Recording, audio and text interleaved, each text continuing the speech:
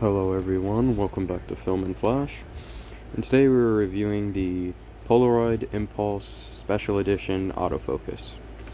This camera was introduced in 1998 and was produced until 1994. It has a built-in autofocus system which works on sending out sound waves which bounce off the nearest object, which then feed back to the system and automatically adjust the focus to the correct distance to ensure your subject is properly focused.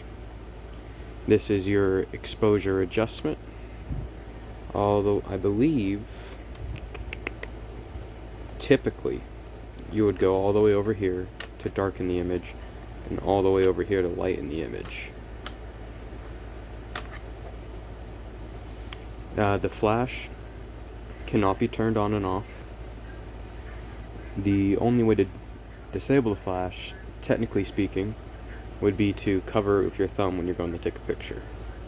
However, the camera does take into account the flash when doing its natural exposure adjustment, so it can affect image quality if you don't know what you're doing.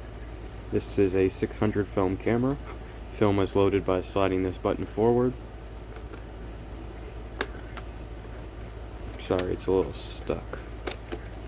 And then your film is loaded with the terminals on the bottom of the film pack facing downwards to make contact with those two metal ridges, the copper ones, not the silver ones.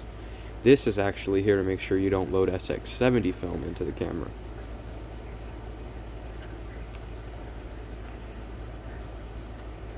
It says it takes 600 plus, but I'm pretty positive you can use regular 600 film. But I might be wrong, 600 film is the only film you can still get. I don't know if 600 plus is still in production. And then if you're going to use this camera, I would recommend cleaning off the rollers, especially if it's an antique and it hasn't been used in a long time, because those can affect image quality.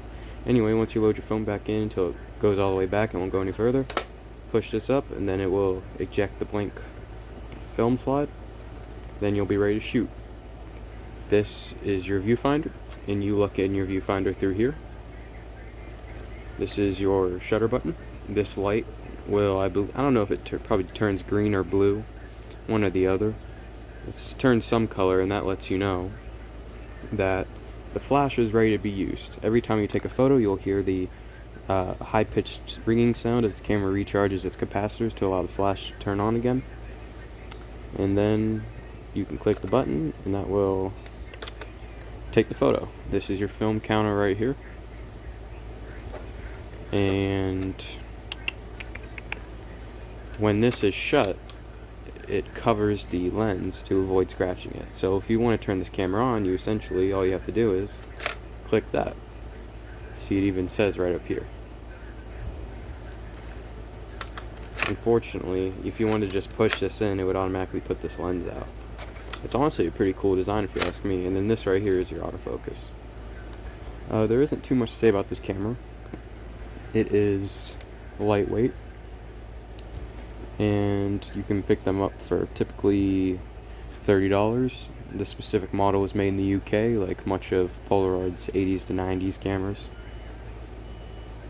And it is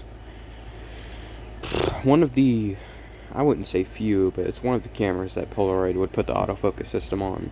There was the first example of an autofocus on a Polaroid camera, which was with the SX70 sonar. And that camera came out in, I believe, the late 70s to early 80s. And that featured a focus similar to this, which operated the same way. And that was the first example of a sonar autofocus on Polaroid cameras. And then it was featured on this model. And then, if I'm not mistaken, I'm pretty sure the one of the Sun 660s also featured a sonar autofocus. It was pretty popular on the Polaroid cameras, and it works pretty good. However, it's not always precise. For example, if I want to take a picture of that cat over there, and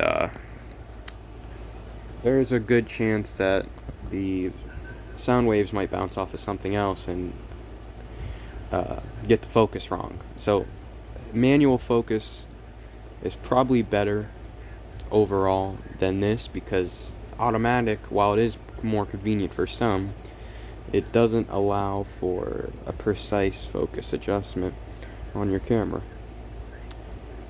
I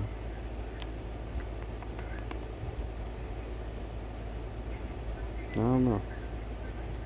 Yeah, there isn't too much to say. It's lightweight. It has this little strap so you can put it around your neck, and it is an affordable option for somebody looking to get into the autofocus category. Simple to operate. Films about $20 a pack.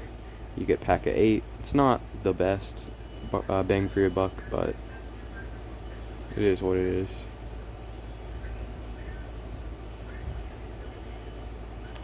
There's too much more to say. This camera's a little dirty. That's my fault. I haven't cleaned it in a while. I keep these all in my basement. I have a pretty big collection. That's actually how I make these videos. And thank you guys for watching.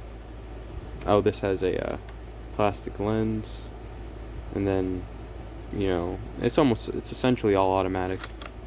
The only thing that's a manual is you do have a manual exposure adjustment, plus you have the self-timer. Anyway, thank you guys for watching. Please like and subscribe. Film and Flash out.